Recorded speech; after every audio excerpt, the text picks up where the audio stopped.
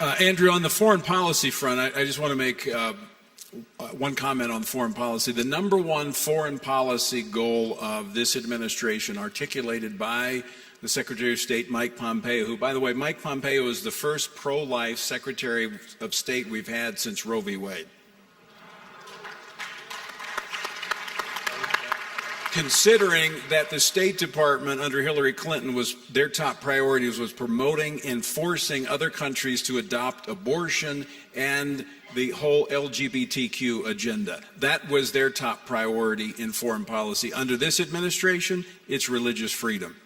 This administration is literally taking the message of religious freedom as a fundamental human right around the world. I've had the privilege for the last 2 years to serve on the U.S. Commission on International Religious Freedom. I've served as a chairman of that bipartisan commission. In fact, because of the president putting pressure on Turkey, how many remember Andrew Brunson, Pastor Andrew Brunson? I was at his final hearing, and at the request of the administration, when he was miraculously released because of the pressure of this administration, I accompanied him home a little over 2 years ago. This administration has made this a number one priority. Now, what does this mean to us as believers? Well, it means that when missionaries now go to foreign countries from this country to take the gospel of Jesus Christ, they're not going to be left behind if something happens. We actually have seen several missionaries who are detained, being held unjustly. This administration, oftentimes very quietly, going to bat for them. While our government can't take the gospel, it is opening the door for men, women, and children around the world to hear the gospel if the church will go and take the message.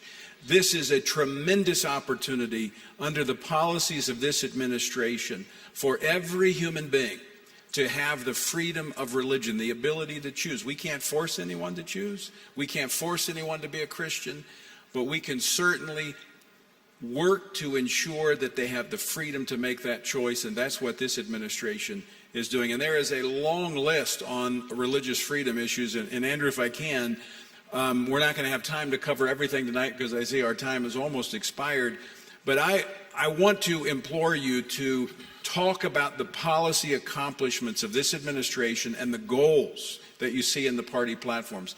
My team has put together about a 7-page document, and it keeps expanding. It's the accomplishments of this administration. It's no commentary. It's simply the date and the accomplishment of what they did from a policy standpoint. And this you can share with your friends. Those who, I don't like his personality, I don't like his tweets. What about these policies? Put the policies in front of them and ask them, do you want more of this, or do you want what Joe Biden has to offer? I will send this to you. If you text me, let me give you a number.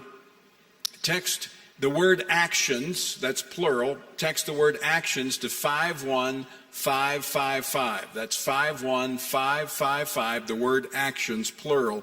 I'll send you a PDF link to that, and you can share it on social media, share it with your friends, your family, have conversations. And again, check back frequently because it's being updated. We just put some new stuff on it this past week because this administration they're not backing up. They're continuing to push forward with the values, the policies that we care so deeply about.